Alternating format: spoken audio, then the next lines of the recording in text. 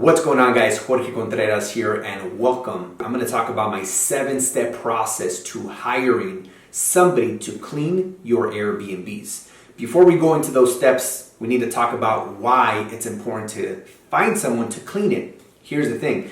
If you clean your own Airbnb, you're going to be so busy working in the business that you will be unable to work on the business. You see, working on the business is where you focus on the 20% of activities that generate 80% of the results. Cleaning your Airbnb, doing the maintenance, doing the communications does not make you more money. But it does keep you from acquiring more properties because you're running the business like a job.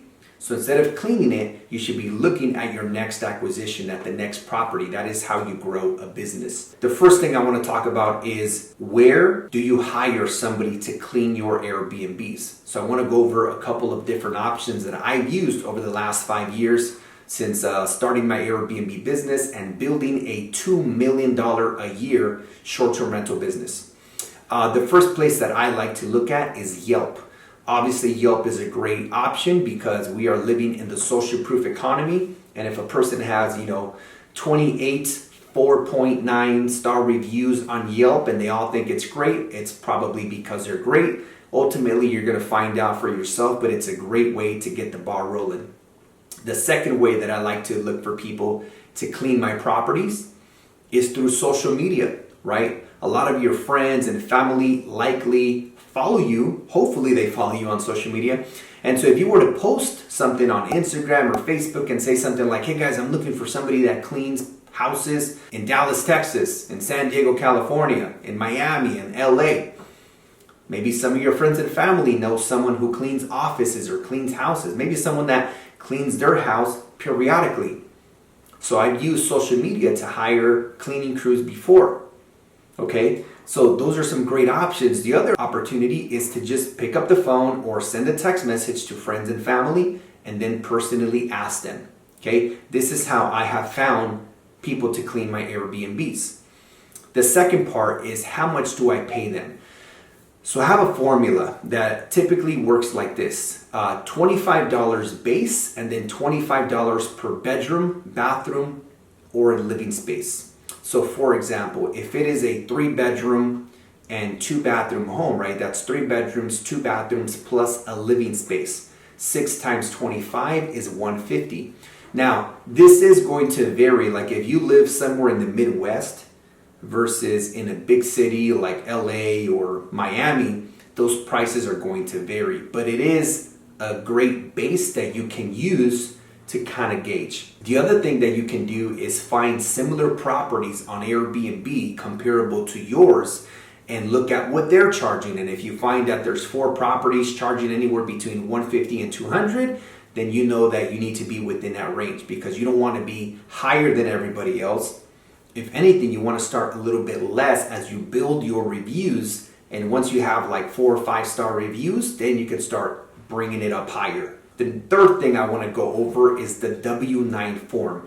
Anytime you pay somebody $600 or more within a calendar year, meaning from January 1st to December 31st, you need a W-9 form in order to use those payments as a tax deduction for your business.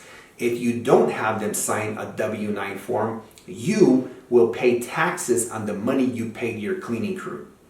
So make sure that you have each and every person that you pay $600 or more in a calendar year provide you with a W-9 form.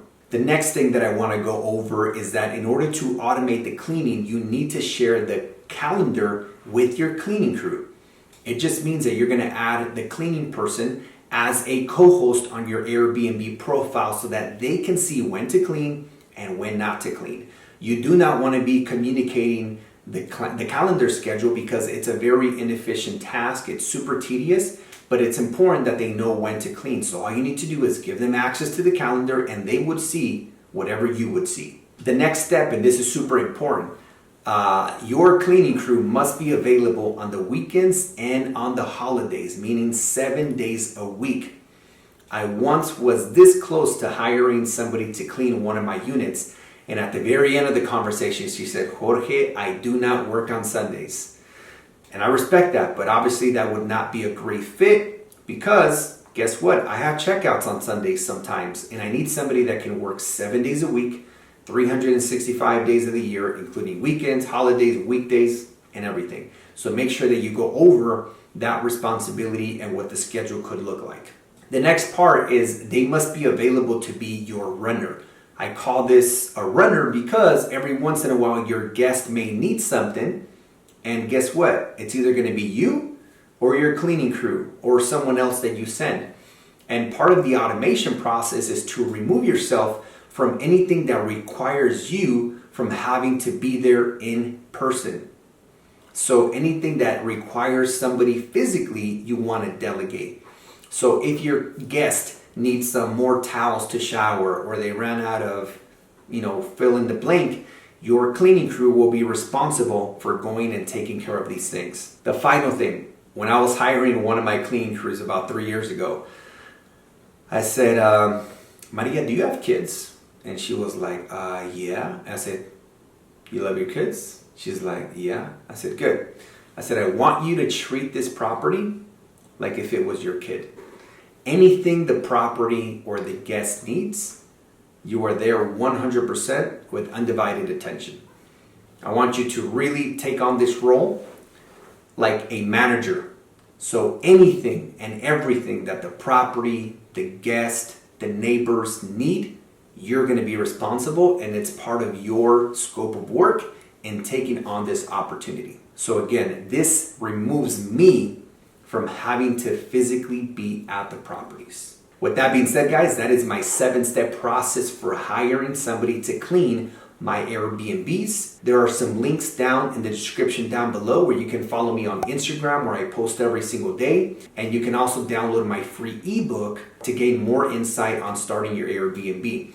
And if you're someone that is ready to start your Airbnb business ASAP, and if you have access to $10K to $20K, right? $10,000 to $20,000 to start your first Airbnb, and you're looking for coaching, you want to work with me personally, send me a personal DM on my Instagram with the numbers 10K to 20K so I know you have the capital and that you're ready to get started. So go ahead, send me that DM, let's chat, and let's build your Airbnb empire. See you on the next one.